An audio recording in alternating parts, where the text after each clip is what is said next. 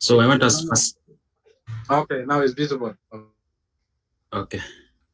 So I want us to first look at the structure when it comes to a proposal. How does it supposed to look like?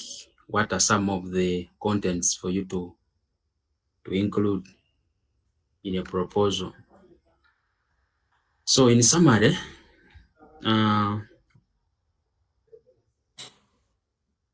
let me first show you the title page, because that is the first page always.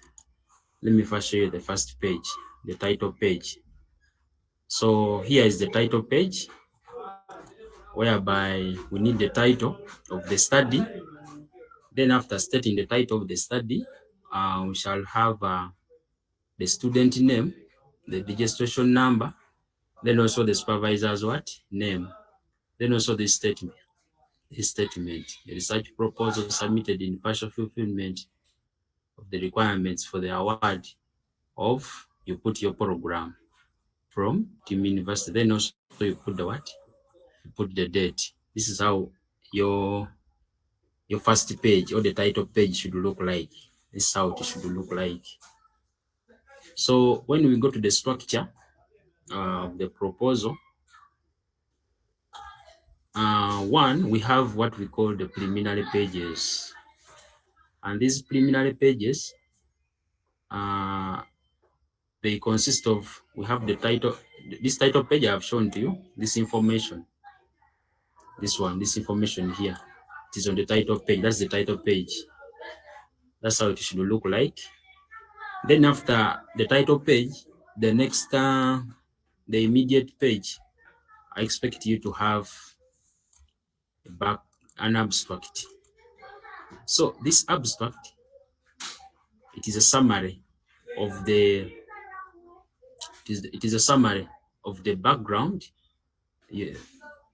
Then the research methodology, then also you put an objective after the background, and also show us, try to talk, you talk about the what, how your results will be displayed.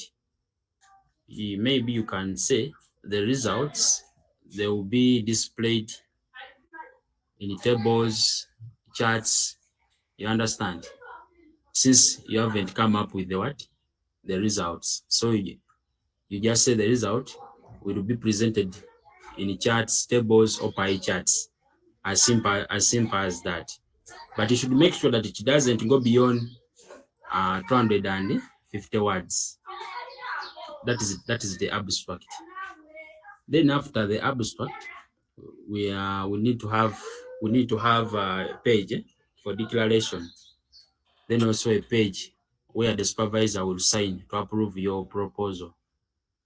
Then also acknowledgement. Sometimes it is optional, but you may need to provide the information or the names of the people who have given what, a helping hand, or have contributed towards your proposal writing. So you can acknowledge them. There is this session, acknowledgement.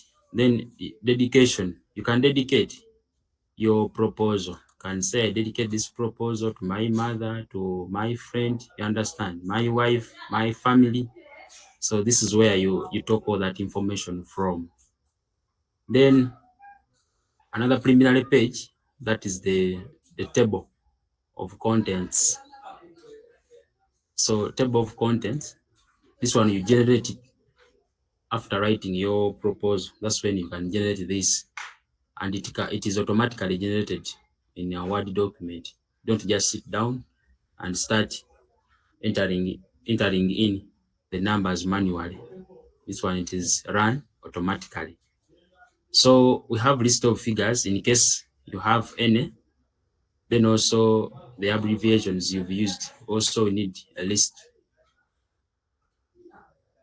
So this is how the preliminary pages look like. And when you're writing, please don't forget including these preliminary pages. So I think that one have been clear. From that, we have, I think now we can go to the first chapter. That is the background. Let us use this. This. So this is session 1.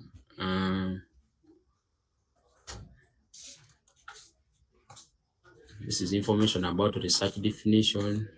Why do you do research? So what is the purpose of a research proposal? For you, first of all, for you to what you should understand, for you to be able to conduct a research, first of all, you must come up with a proposal. And the importance of the proposals, one, you may need your study to be funded. So it is the proposal you write to the donors or someone who may be having an interest in your project. So you write to them, you present to them your proposal, then that's when you can be able to receive funds and also getting clearance if it comes to the university. For you to be permitted to carry out research, you need to be having a proposal. So I want you to understand as simple as that. And then the proposal, it has these major chapters. The cover page I've shown to you, the introduction, this is the stock, this is the background, the literature review, the research design, this is the methodology, that is chapter 3. Then we have also the references. So when you go to chapter 1, what are some of the subsections you need to include in chapter 1?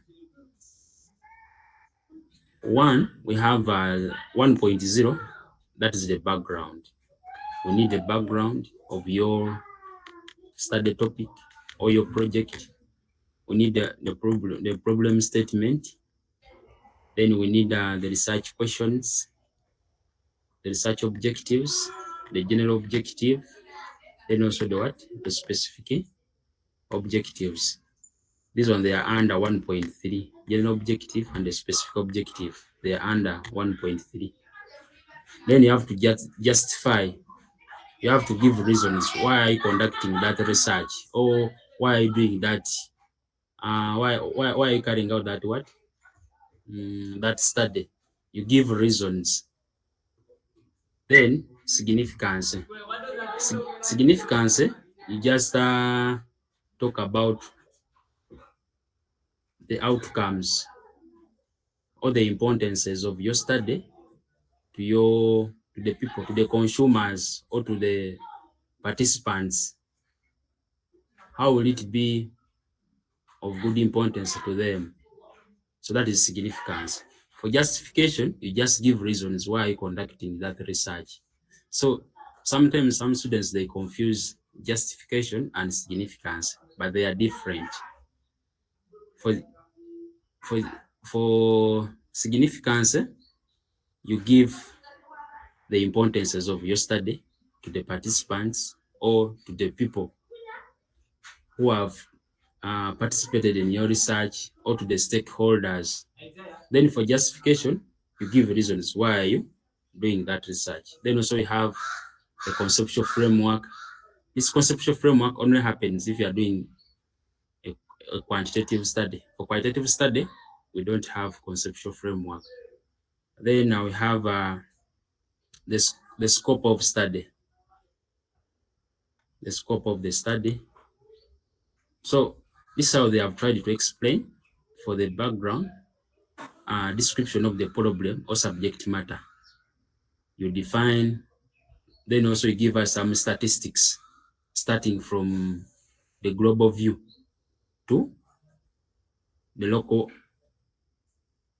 It can be a community, it can be a school, anywhere you are conducting your study from. But you start generating the background, giving us information or the statistics from the global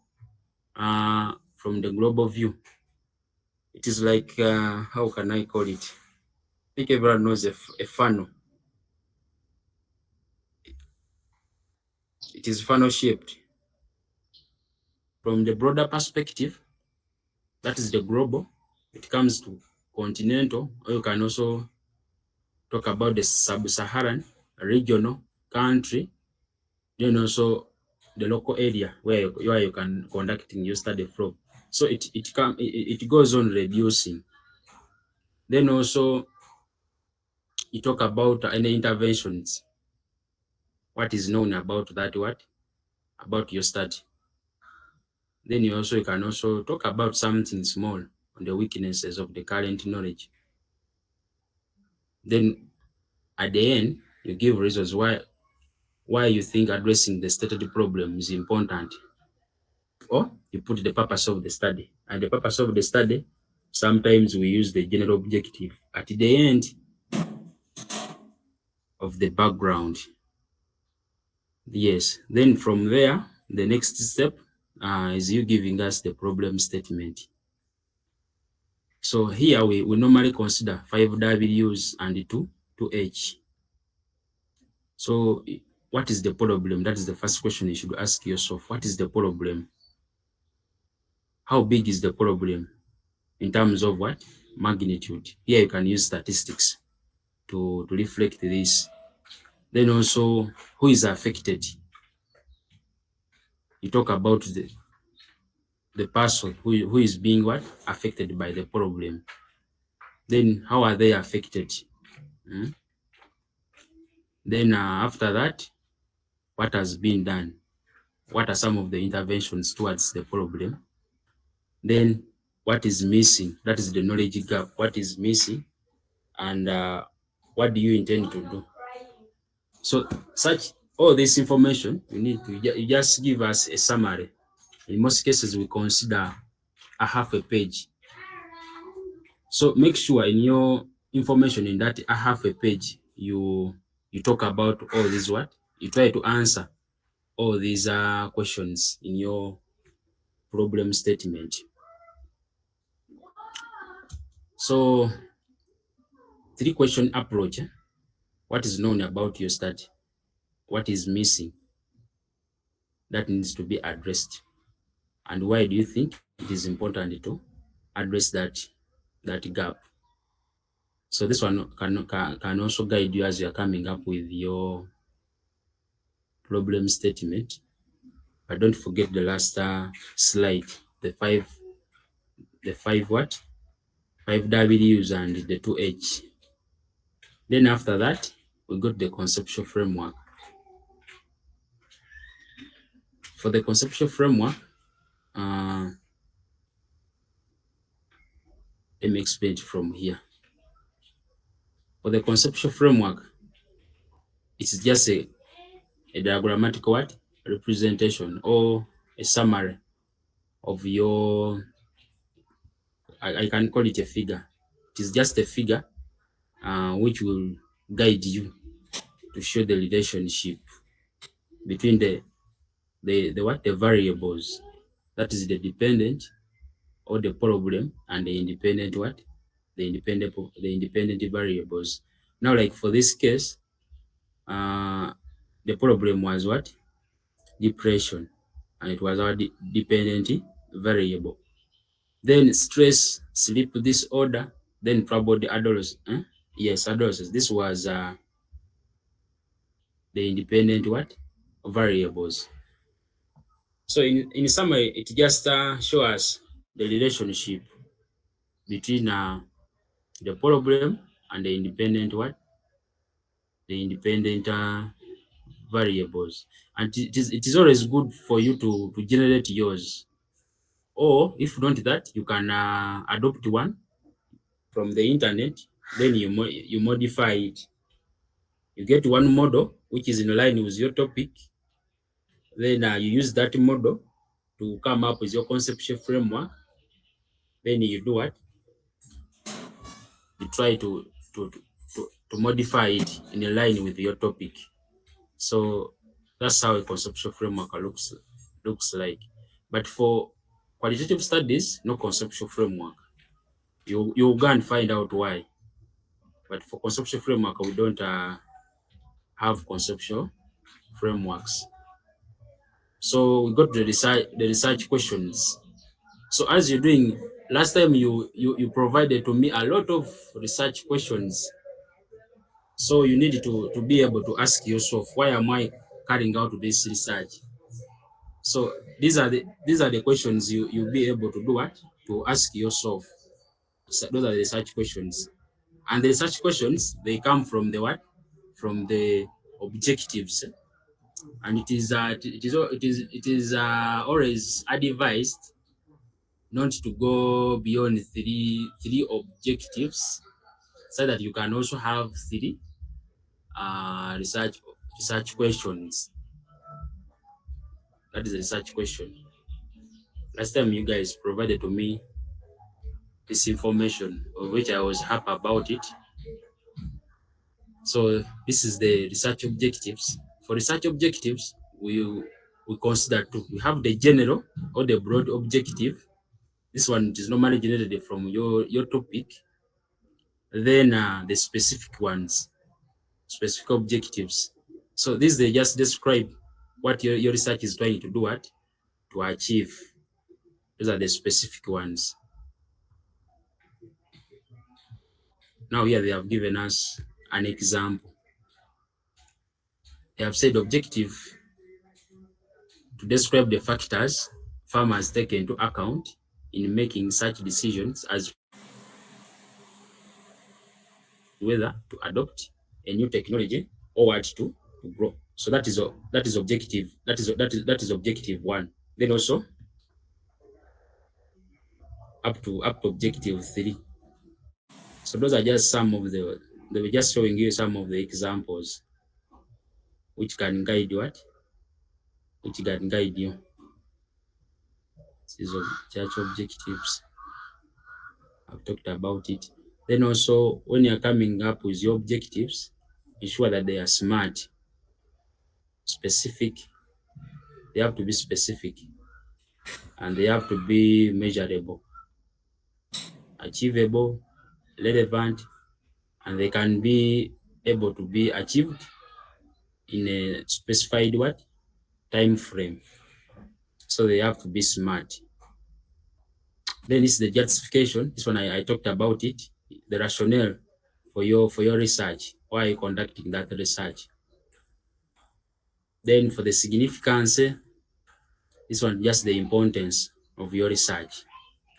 Why is your research being published? Hmm? How will your findings be of use to the participants? That is the study significance. Then we have the scope of the study. This one we normally we break it into three. That is the content scope, what your study will be tackling. Then the time frame, from this time, from this month in this year to this month in this year. So you make sure you talk about the relevant dates when you are conducting what, when you are talking about the time scope. Then the geographical scope, the location. Here you just talk about, you just give us the name of the place. If the grid reference can be accessible, you also talk about it.